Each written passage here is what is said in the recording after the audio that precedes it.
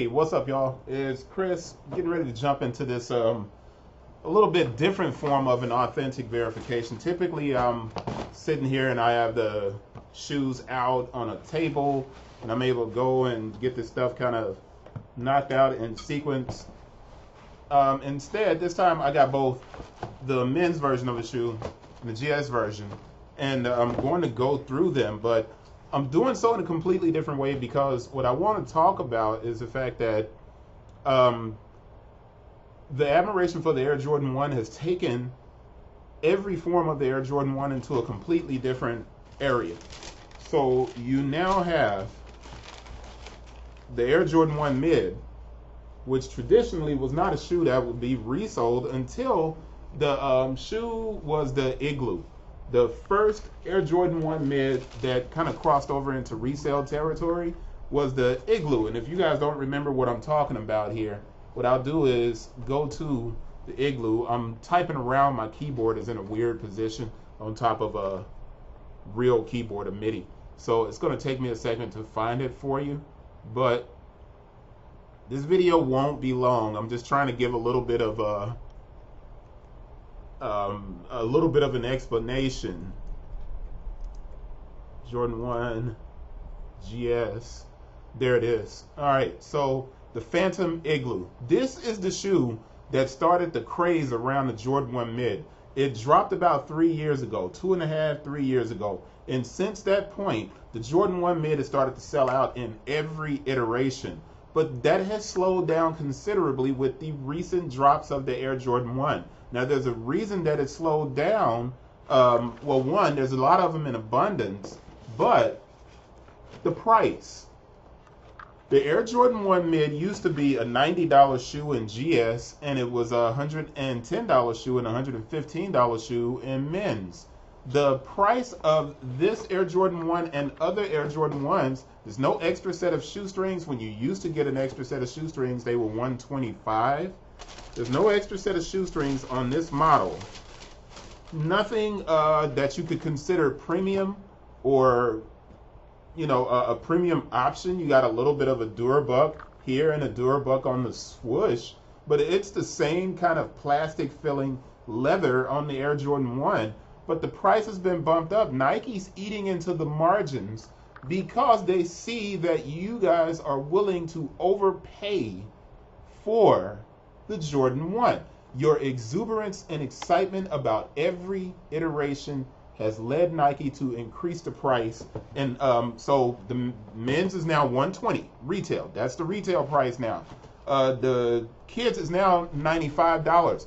There is nothing special about this shoe. Nothing. There's no special box, no special paper.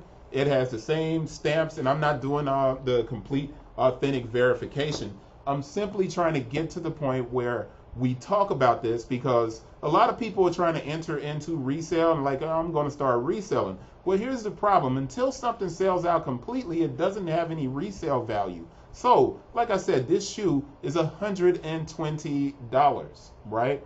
Now, we scroll down to the bottom on StockX all time for all pairs. 1,300 pairs sold. If you guys are looking over here to my side and looking at my mouse move around, 1,300 pairs sold. The average price is $136. The shoe cost $120 times our tax rate in Memphis is 0.975 plus 120, and that gives us $131.70. The average sale price is $136. If we go up here and we hit the sale on a shoe and we go to anything, there isn't even a sale price in here at $131.70, so it's not really there. The 12.5 is at $141, and that would give us a payout of $125, and I am at the highest seller level. I'm at the highest seller level, so I would lose $6 if I sold that shoe. So let's go back and see if the same thing holds true across platforms. So on eBay, there have been 135 sold out of 64 sellers. So the average price is $138, and there's been $18,000 worth of the shoes sold, which is solid. You know, it's not a bad thing, but at $138, you would potentially make $6. You would have to sell 100 pair of these for this to be a shoe worth your while unless you got discounts. Now, I get a military discount at Foot Locker, so I can pick up a 15%. I get on a discount.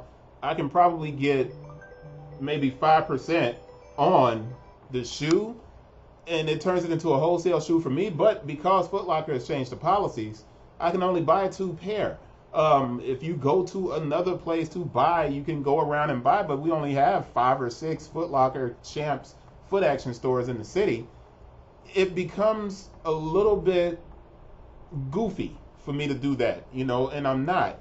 But what I'm trying to establish here is that the Air Jordan 1 Mid has had a price increase. So Nike is watching and paying attention, obviously, to the craze and the madness around the Air Jordan 1, and they are consistently increasing the price, and they've done so through a kind of structured method of moving the price up on the lows, the mids, and obviously the highs got a price increase a few years back to 170.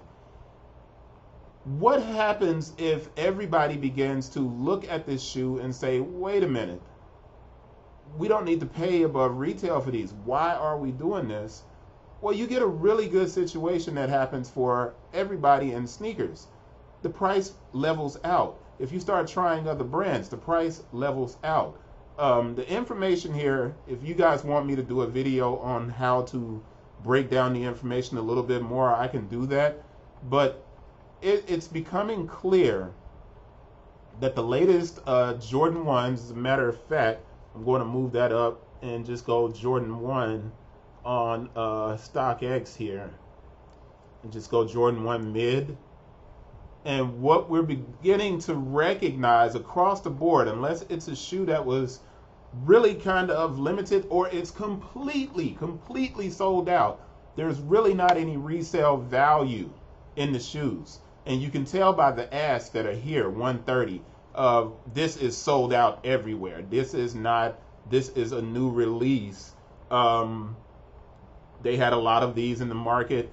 People are starting to slow down on what they are willing to pay for the shoe. And that means it's leveling off. And a lot of the movement is moving from the Air Jordan 1 Mid and Low to the Dunk.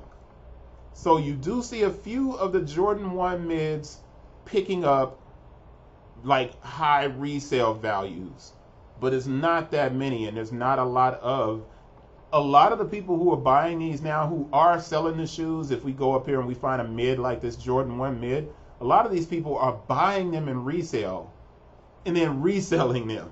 So they're probably paying $160 for this shoe and then they're reselling it for $200. So if we go over here to this Lakers version of the shoe and we see this highest bid $325 and we go all and we kick back down to the bottom here and we got an average sale price of $472, which is insane. But I know for a fact that this shoe was a $125 shoe, but it did not release in big quantities. So if we go and we look up the same shoe on eBay, what do we get? Going back up and hit the research button. And we don't get the same amount of sales, but we do get an average sold price of $170, which tells you, and I'm glad I did this while you guys are watching, there's probably not that many of them being sold on eBay, because this is for the last year. 87 total sold, 170, 11. This kind of gives you a more real-time pricing structure, because that's really what the shoes are selling for. And I don't think, when we go here, we got 267 sales over the last year. And look at where they were when they first released. You literally had to hold this shoe from February 2019. You had to hold it to get to these price points all the way in 2021. And they are not hitting that price point on eBay, but there's not that many available on eBay. So it's a really interesting discussion, man. This was going to be an authentic verification, and I was just like, dude, they bumped the price up again on both shoes. So no authentic verification, just to look at the shoe and a discussion on the fact that you guys should really stop overpaying for these shoes, man.